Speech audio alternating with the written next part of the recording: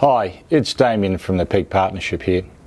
Well, can you believe it's federal budget time yet again? And it's fair to say that this year's budget would have been affected by the Middle East conflict. Such a lot has happened in such a short space of time. And don't forget that the inflation rate at 4.6% is well above the RBA's 2 to 3% target range. Interest rates have just gone up to 4.35% and predicted to go again. And housing affordability and availability in Australia just feels un-Australian. So we'll be looking at very much detail about the government spending and what they can do to help us in terms of our budget deficit. In the lead up to this federal budget, the government's been very big about intergenerational equity. And that's understandable given the challenges facing the younger generations. But the big question is this: can the government pull the right levers in terms of welfare support, concessions, benefits and tax to ensure they achieve their aims? And will there be a fair reward for effort for everyone, regardless of generational profile? Let's hope this budget takes us down that reward path and it's not seen as an opportunity just to punish people because of their age or wealth. Obviously, there's a lot more in the budget than just the intergenerational equity issue. So let's dive into it and see what's in it for you. But before we do, the quick disclaimer: don't forget this is just general advice and does not take into account your personal circumstances. If you wish to action anything out of this discussion, please contact our office for holistic advice. Okay, let's get into the detail. Much has been made of this budget being an intergenerational equity budget, whether that's actually a rebalancing of the tax take or whether it's just an insert in terms of the government's ambition in terms of a bigger tax grab. I guess we'll find out as we go through. So what's the big numbers? So $31.5 billion deficit projected through to 2027.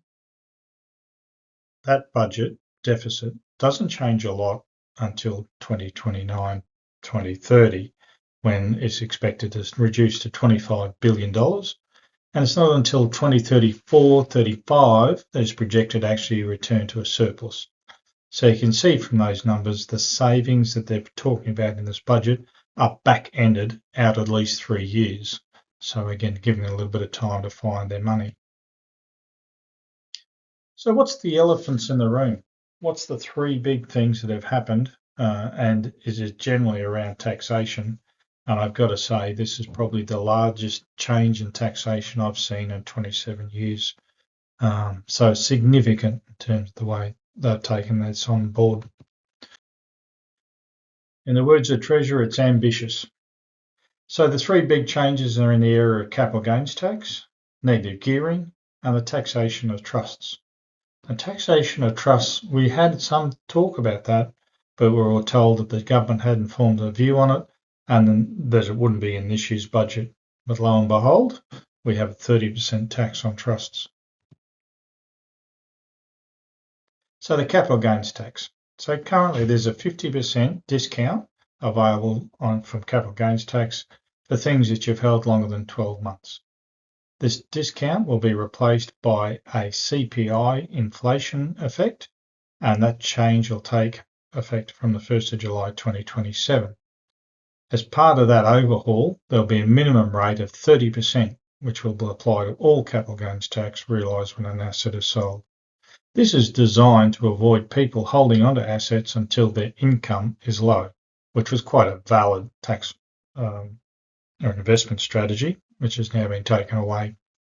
And also from the 1st of July 27, the CGT exemption for assets that were bought before 19th of September 1985, what we call pre-CGT assets, will also end. And they'll be taxable on the gains from the 1st of July 27 onwards. Again, totally out of the left field on that one. So the transitional arrangements for those eligible assets other than new residential property, which we'll talk, it's got its own carve out, and we'll talk about that in the negative gearing, will look like this. So assets bought and sold prior to the 1st of July 27, so another 12 months, there'll be no changes to the current CGT arrangements, 50% discount if held longer than 12 months. Assets bought after the 1st of July 27 will be treated wholly under the new CGT arrangements, which will be a CPI indexation when you bought it, less the CPI index when you sold it, taking out of the cost or the sale price, the inflation figure, and the amount over inflation will be taxed at a minimum 30%. And then we've got the in-betweeners. So those assets that are owned prior to the 1st of July 27 but sold after the 1st of July 27 will be treated under an arrangement where gains made prior to the 1st of July 27 will be 50% and taxation of gains after 1st of July 27 will be subject to the CPI indexation rate. So that would mean that if you hold assets on the 1st of July 2027, whether they be shares, interest, properties, businesses, farms, we are going to need to put a value on those. So I think property valuers are the real winners out of this budget. Negative gearing is the other one. Again, we had heard some words around this, and it was basically looked like it was going to be a prevention of negative gearing over 2 or more properties, but now they've applied it to everything except new residential property, newly built, which adds to the housing stock of Australia. So you can't do just a major renovation. You've got to knock it over and put up more properties than what you knocked over. So you might have put subdivide the block or a duplex maybe. We haven't got the detail yet, but anything like that would be a new build property, but a simple renovation wouldn't. So from the 1st of July 27 again, so that's the 27-28 year, losses on residential properties acquired after the budget night, the 12th of May, will only be deductible against rental income. So you're going to have to net off your losses against the rental income, and the balance isn't deductible. So properties acquired after that date, the 12th of May, which include managed investments and superannuation funds, are exempt from the changes, and also they don't impact commercial property or shares. So you can probably see here the commercial effect of tax policy, where money will flow out of the investment property market and probably go towards commercial property and shares, where they don't have the restriction on the gearing. And then the big one for us, at least, is the discretionary trust. Well, and honestly, all three of them are pretty big. But from the 1st of July 2028, which happens to be 3 months after the next election, which is due in May 28, funnily enough, trustees of discretionary trusts will pay a minimum of 30% tax on the total taxable income of the trust. At the moment, the discretionary trust generally doesn't pay any tax, and they pass it through to the individual beneficiaries who pay tax of their personal rates. But under this new rule, the trustees were required to pay the tax liability of minimum of 30%, very much like a company, and the beneficiaries will need to declare the income in their own returns. The problem with that is that the income or the credit for that tax payable isn't refundable. And in addition, the bucket companies, as we call them, or a beneficiary company, do not get the use of that 30% tax to offset against the tax they've got to pay on the distribution to them. So basically, they've harpooned the use of bucket companies going forward. That may change, but we shall wait and see. So the minimum trust tax will not apply to fixed trusts, so unit trusts as we call them, superannuation funds, deceased estates, which are usually testamentary trusts, charitable trusts, and private reduction income of farms, and some income relating to vulnerable young people with disabilities. So quite a big change in the way that we're going to structure businesses and investments going forward. We do have some time. 1st of July 28 is the start date, and we need some more detail around what sort of rollover ability we've got to take you out of a trust into a company or into a unit trust, and also whether we're going to get any stamp duty exemptions from the Queensland State Government. And I think that'll be a pretty rare circumstance. But those three things, the tax reform revenue from them would generate $77.2 billion over the next 10 years, so quite significant. But of course, that's only part of the story of new taxes. There's now a high balance superannuation tax called Division 296. That Division 296 for balances over $3 million up to $10 million applies an additional 15% tax to the earnings on the fund, so effectively giving a total tax rate of 30%. But it doesn't apply to unrealised gains. So that was one of the big kickbacks they got when they put this Division 296 out in the public, that you shouldn't be taxing unrealised gains until you actually have the cash in your hand. And further, there's an additional penalty tax for balances over $10 million that adds an additional 10% onto the earnings and effectively creating a total tax of 45%. And again, that's not on unrealised gains.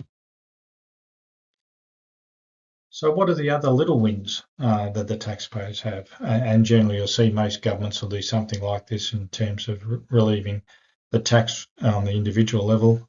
What's happened is that we've had a rolling reduction in both tax percentages and brackets, and in legislation already is this small decrease in the marginal rate. So if you concentrate on the second line there, the 18,000 to 45,000, it's currently 16%. That's changing to 15%. So not a massive one, but again, it was already in legislation, but again, aimed at, in inverted commas, the working man or woman, which is the backstay of the Labor government. In addition to that, they announced prior to the budget there's going to be a receipt-free tax deduction of $1,000 for everyone who has work-related expenses. So they expect that will affect $6.2 million taxpayers. But again, even if you're on over $190,000, a $1,000 deduction could only ever get you a $470 saving. On average, given we already claim a fair number of deductions, there's probably a $205 saving. And just to be crystal clear, that's a $1,000 tax deduction, not a $1,000 check from the ATO. And they went a little further. They've now created a working Australians tax offset, which has been permanently put into the legislation. This is an offset for the lack of increase in the minimum taxable threshold at $18,200. And there's been bracket creep, obviously, as people's wages go up, they pay more tax because the tax rates don't change. So they've put this in as a tax offset, again, non-refundable, just an offset on tax payable. And again, for the working man or woman, and also the sole trader. So they expect more than 30 million Australians will benefit from this, and it's going to cost the government $6.4 billion over 4 years.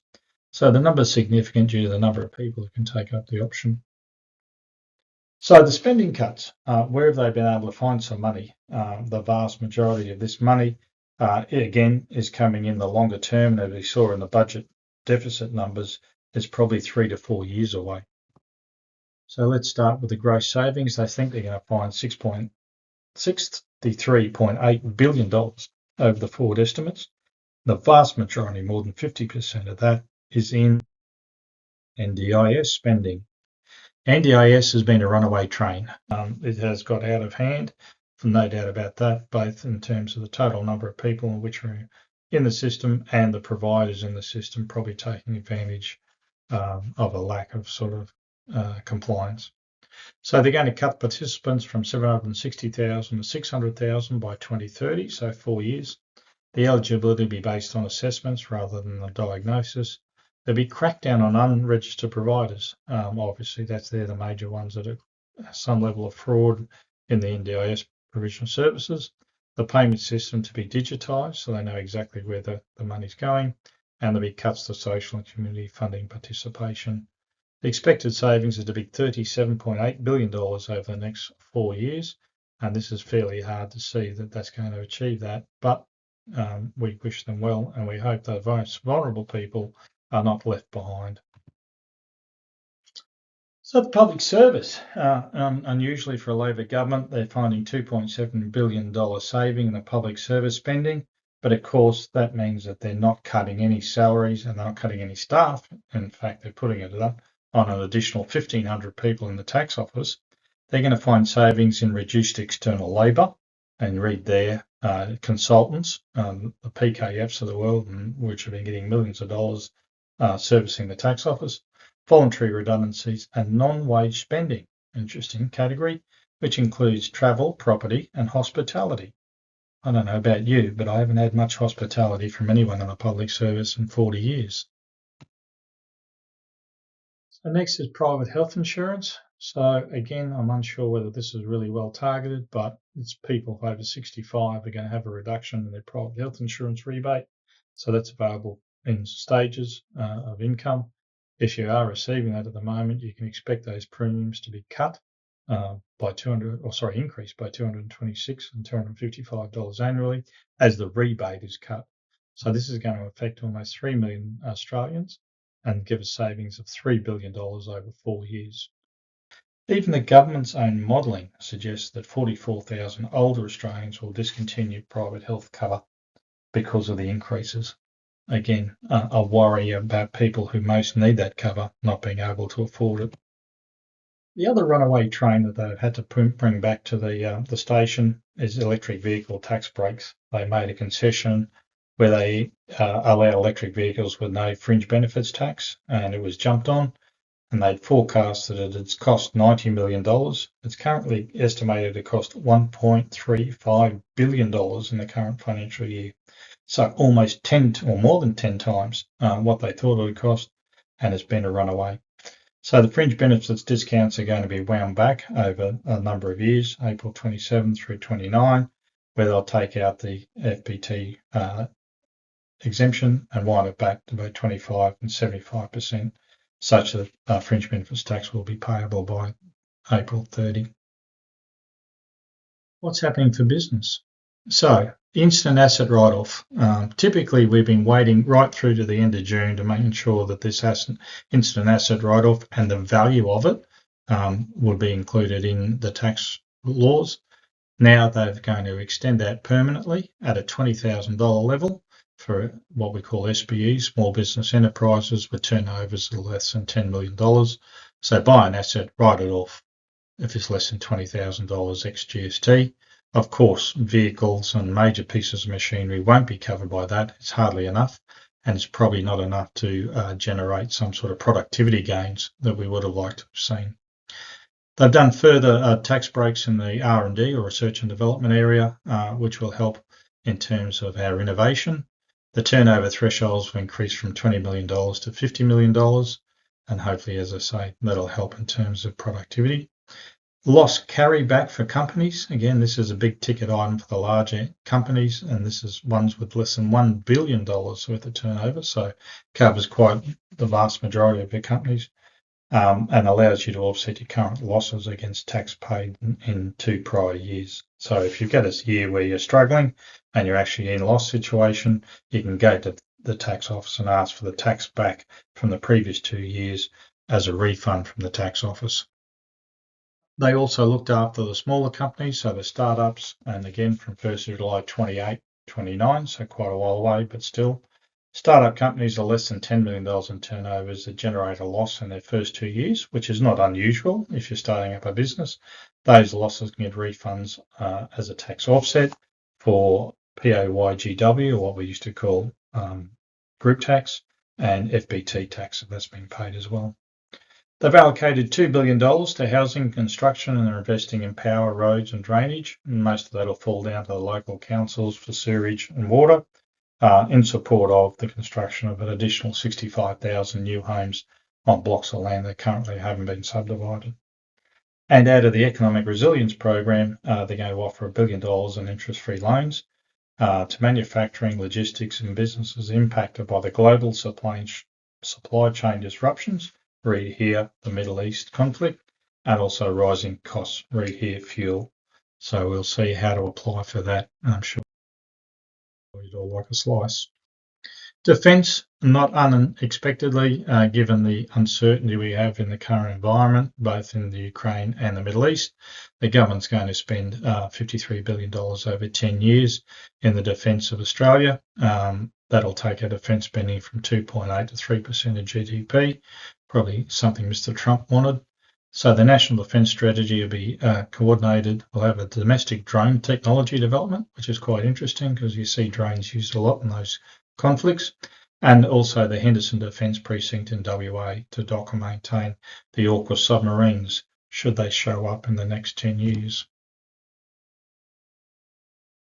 So what's been the cost of this conflict, the latest one in the Middle East? The fuel excise, we had a 50% reduction in the fuel excise, and heavy vehicle road user charge, that now being zero but that's going to end on the 30th of June 26. So you can expect increased fuel prices if the Strait of Hormuz hasn't been opened, and it'll cost already $3.8 billion in lost revenue. For energy sovereignty, so there's been a lot of talk about the amount of fuel that we have on deck, and also fertiliser security. They're looking to soon ensure we have a minimum 50-day stock holding, and that's going to cost $10.7 billion.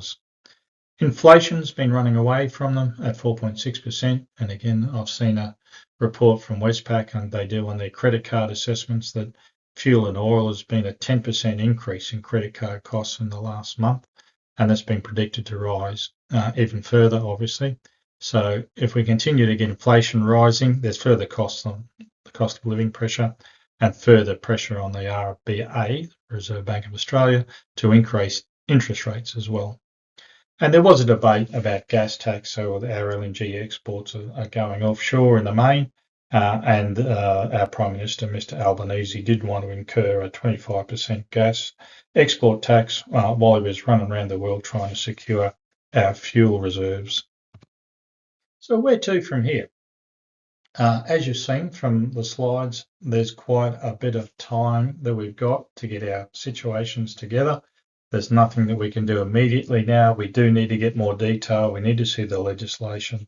The legislation has to pass through Parliament, so there may be some argy-bargy in the Senate. I'm hopeful that that 30% non-credit for bucket companies is reversed, or at least allowed to go into the franking account.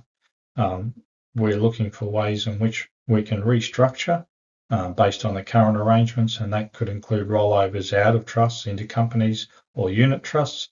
But we do have the issue about stamp duty here in Queensland, and I don't think we're going to get any rollover relief from the Queensland state government. But hey, you never know. So there's proposed reforms. We've got a little way to go. The story is don't panic. We'll obviously be taking a very keen interest in the changes as we lead up to the 1st of July 27 and 1st of July 28. We'll be communicating heavily with you and looking at the ways we can minimise your tax and even restructure that. So we recommend, obviously, that you don't do a whole lot straight away. The devil will be in the detail that we've got to get out of the government. And once we get that, and as it comes out, we'll obviously communicating further. But should you have any queries at this point in time, please don't hesitate to contact your advisor here at the Peak Partnership. You can do that directly on the phone there, via email, their email direct as well, or via our webpage. We've got a contact us area there. Well, there you have it. That's the 26-27 federal budget in a nutshell. Only time will tell if the initiatives in terms of tax reform, NDIS and other major announcements have a positive impact on our Australian lifestyle and business prosperity. But one thing is certain, the longer the Middle East conflict continues, the longer it is before we start economic recovery. Well, we hope you got something out of that presentation. But if you do have further queries, please don't hesitate to contact your advisor here at Peak. You can go to our webpage, which is peakpartnership.com.au, or message us at email@peakpartnership.com.au. Also available is a comprehensive budget summary, which is available for free download from our webpage. So I do thank you for watching and hope to catch up again soon.